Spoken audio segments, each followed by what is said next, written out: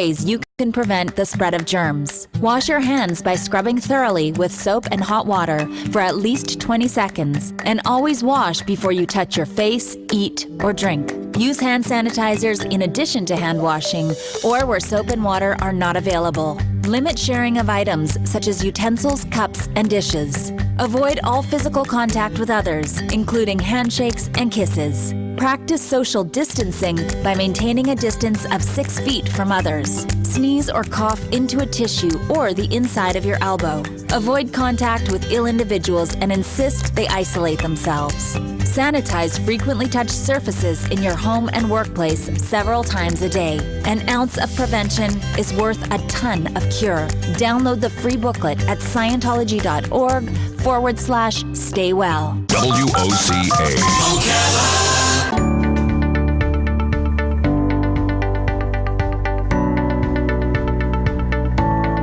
And welcome back. You're listening to AM Ocala Live, WOCA The Source. Just a few minutes left for our show here, AM Ocala Live, as we're approaching 9 minutes before the top of the hour. As we do, as promised, we have Jeannie Mullen in for an interview to talk the key ways on how the traditional workplace in the post-COVID-19 world will be different. As we just gave you the little PSA there about the responsibility of personal cleanliness and everything else in lieu of COVID-19, it's an interesting segue there, Jeannie, into what is going to change when we look at the workplace, and that's what we're here to talk about. Yeah, it was a great PSA to listen to, and it makes me sad every time I hear them say no kisses. But I just want to pick up my kids and kiss them. The world, I think to answer your question, the world and the workplace as we know it have completely been shattered. It's a time for every company to rebuild and also reemerge in a much stronger way. So there's a lot of positivity coming out of this new workplace.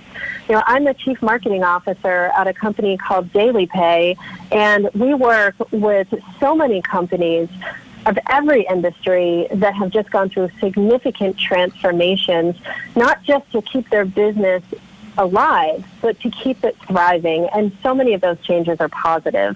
I think we've seen, a tremendous amount of increased communication from companies to their customers, especially in the hospitality industry.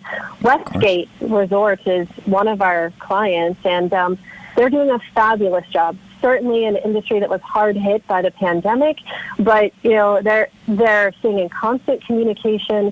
Their focus on cleanliness and security has reestablished trust, especially with their employees, communicating about how they're going to bring people back to work, how they're going to safeguard them when they come back to work, are all incredible statements about, how the employer has taken this leadership role, and we see that as one of the key changes.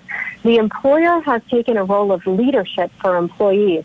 They're now responsible for their personal safety, their financial security, and also kind of a future focus. So companies are doing things like investing in digital transformation, doing things that enable people to connect remotely over Zoom or other calls, investing in paying people on demand, giving people access to their pay daily like we do at Daily Pay, and also giving people ways to feel a sense of trust with their employer by over-communicating, by committing to providing PPE in the workplace, by making sure that those who want to remain remote can remain remote even when we all go, quote-unquote, back to work, and so much more.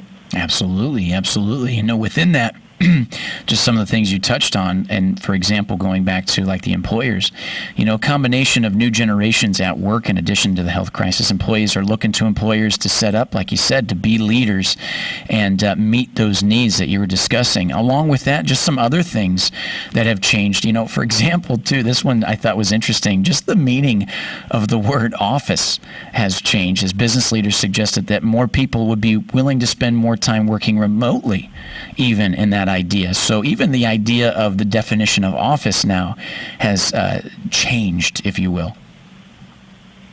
Yeah, absolutely. We did a survey at Daily Pay that showed 69% of people who have had to work remote during the pandemic would prefer to stay remote 2 to 3 days a week, even when they don't need to. They feel that they can be more productive for certain tasks, that in many cases they're eliminating commute times, they're taking care of child care or adult care issues, and they're just able to sit down and focus versus a busy office.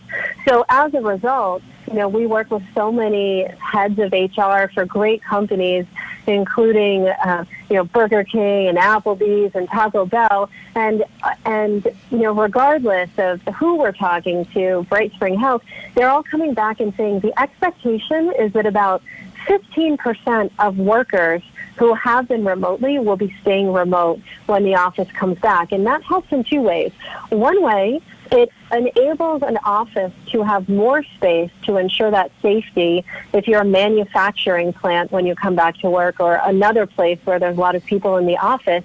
But secondarily, it also gives a company the ability to hire when space isn't such an issue, personal space isn't such an issue, without having to buy more real estate. Now, the commercial real estate guys think that that's never going to happen and everyone's going to keep expanding, and for the sake of the economy, I hope that we do. Right. But, we are seeing that estimate of 15% staying remote. Right. And it's interesting, too, when you think of, like kind of mentioning that in lieu of, like I said, with the office changing and how you elaborated on that, it comes down to even the idea of business that requires, let's say, even travel. As business travel will be redefined, at least for, like we said, at least for the next, maybe a year and a half, as certain restrictions and health concerns play a part of that.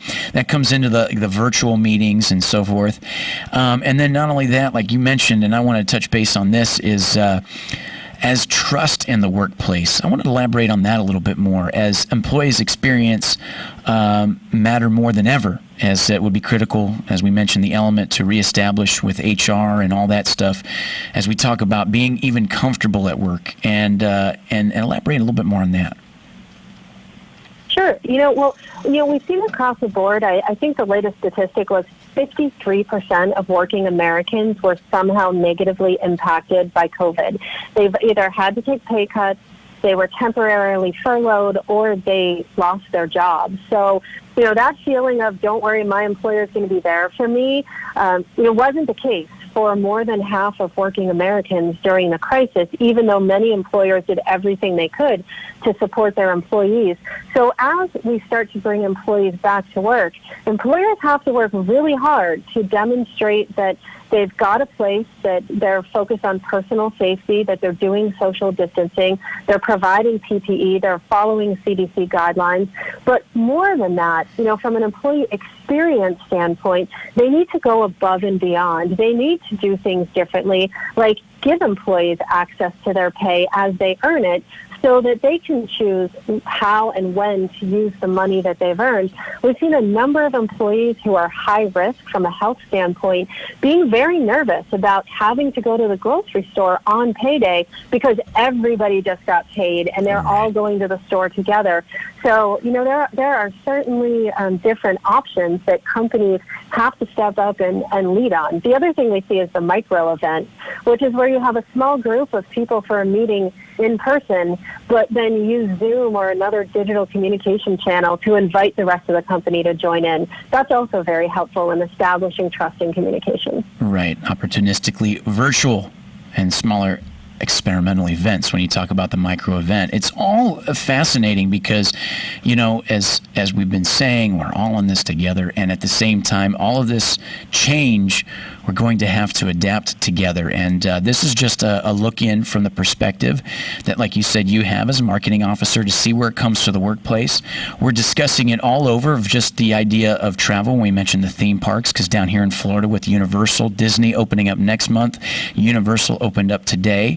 And then you mentioned with the hospitality. So with that comes the expectation of how the hotels and resorts handle that. We're even talking about it on the idea of the sports when we mentioned the NBA now coming more to fruition about beginning the season. And all of this, all encompassing, just hits on the point from your perspective of how it comes to the workplace, because we all have to go to work and earn that income. And that's one of the biggest things that has changed, considering we've had to stay home in lieu of COVID-19. So it's all fascinating. But as we're just about out of time here, I want to say thank you very much, Jeannie. Appreciate the time. A lot of good stuff. So we really, really appreciate it. Thank you so much. I really appreciate it, too. You got it. Have a good weekend up there and enjoy the weather, girl. I know you guys have earned it. You too, Adam. Thanks. Bye-bye. You got it. So there we go, folks. A little bit on the keys to the traditional workplace and how it's changed. AM Ocala Live, that'll bring us to the end of our show. As we do, we say stay tuned, because up next, the Conservative Watch Hour, Ann Vandersteel, Annie Marie Delgado. A lot of good stuff coming up. Stay tuned to The Source, WOCA Ocala. For you folks, as I say, as I round out this week, glad to have you listening. Glad to be a part of it. Until Monday, enjoy the weekend. Remember, unplug just a little bit. Unplug, decompress, relax. We've earned it. Until Monday, goodbye.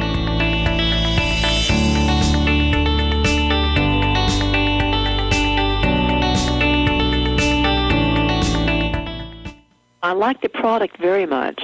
I wake up in the morning, I'm wide awake, and I'm raring to go. I'm almost 76, and I'm working 2 different property management companies 6 days a week, and I was really, really dragging. I mean, I could barely get myself to work.